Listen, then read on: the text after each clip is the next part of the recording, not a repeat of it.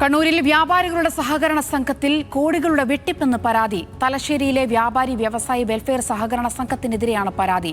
നിക്ഷേപകർ പണം തിരികെ എടുക്കാൻ ശ്രമിച്ചപ്പോഴാണ് തട്ടിപ്പ് പുറത്തായത്. പോലീസിൽ പരാതി നൽകിയതിന് പിന്നാലെ സഹകരണ സംഘം ഓഫീസ് പൂട്ടിയ നിലയിലാണ്. വിവരങ്ങളുമായി നിഖിൽ അളവൂർ ചേരുന്നുണ്ട്. നിഖിൽ, എന്താണ് വാർത്തയുടെ കൂടുതൽ വിശദാംശങ്ങൾ? വ്യാപാരി വ്യവസായി ഏകോപന സമിതി തലശ്ശേരി മുനിസിപ്പൽ കമ്മിറ്റിക്ക് കീഴിൽ പ്രവർത്തിക്കുന്ന സഹകരണ സംഘമാണ് വ്യാപാരി വ്യവസായി വെൽഫെയർ സഹകരണ സംഘം. ഇതുമായി ബന്ധപ്പെട്ടാണ് ഇപ്പോൾ പരാതി ഉയർന്നിരിക്കുന്നത്.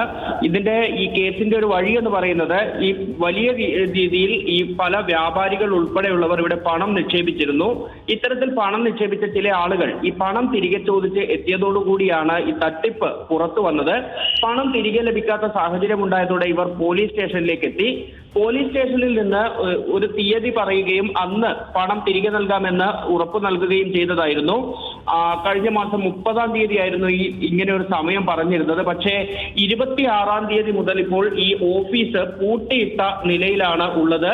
ഈ സെക്രട്ടറിയാണ് ഇത്തരത്തിൽ പണം തട്ടിയെടുത്തത് എന്നതാണ് ഈ സംഘം ഭാരവാഹികൾ, അതിന്റെ പ്രസിഡന്റും ഒപ്പം തന്നെ വ്യാപാരി വ്യവസായി ഏകോപന സമിതിയുടെ ഭാരവാഹികളും പറയുന്നത്. ഇത്രയും ദിവസമായി ഈ ഓഫീസ് പൂട്ടിയിട്ട നിലയിലാണ്. സെക്രട്ടറി ഒളിവിലാണ് എന്നതാണ് നിലവിൽ മനസ്സിലാക്കാൻ സാധിക്കുന്നത്. ഇയാളെ കണ്ടെത്താൻ സാധിച്ചിട്ടില്ല.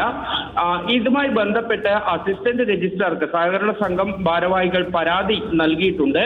പക്ഷേ ഈ അസിസ്റ്റന്റ് രജിസ്ട്രാർ ഇപ്പോൾ സഹകരണ സംഘ ഭാരവാഹികൾക്ക് നൽകിയിരിക്കുന്ന നിർദ്ദേശം ഈ അന്വേഷണത്തിന്റെ ഭാഗമായി രേഖകൾ ശേഖരിക്കേണ്ടതിനാൽ ഇത് തുറക്കരുത് എന്നാണ്. അതിനാൽ തന്നെ ഈ ഓഫീസ് ഇപ്പോൾ തുറന്ന് പരിശോധന നടത്താനുള്ള ഒരു സാഹചര്യമില്ല. ഓഫീസ് തുറന്ന് ഈ ഇടപാടുകളുടെ രേഖകൾ പരിശോധിച്ചാൽ മാത്രമാണ് എത്രത്തോളം രൂപയുടെ വെട്ടിപ്പ് നടന്നിട്ടുണ്ട് എന്ന കാര്യത്തിൽ ഒരു വ്യക്തത വരിക. ഏതായാലും കോടികളുടെ തട്ടിപ്പ് എന്ന് തന്നെയാണ് ഇപ്പോൾ മനസ്സിലാക്കാൻ സാധിക്കുന്നത്. അത്തരത്തിൽ പോലീസിലേക്കും കൂടുതൽ ആളുകൾ പരാതിയുമായി എത്തും എന്നാണ് നിലവിൽ നമുക്ക് മനസ്സിലാക്കാൻ കഴിയുന്നത്. നിലവിൽ 4 പേർ ഇത്തരത്തിൽ പരാതി നൽകിയിട്ടുണ്ട് എന്നുള്ളതാണ് നമുക്ക് ലഭിക്കുന്ന വിവരം. ഏതായാലും ശക്തമായ അന്വേഷണം, കൂടുതൽ ആളുകൾ പരാതിയുമായി മുന്നോട്ട് വരാനാണ് സാധ്യത എന്നാണ് നിഖിൽ അളവൂർ പറയുന്നത്. കണ്ണൂരിൽ നിന്നാണ് വിവരങ്ങൾ നൽകിയത്.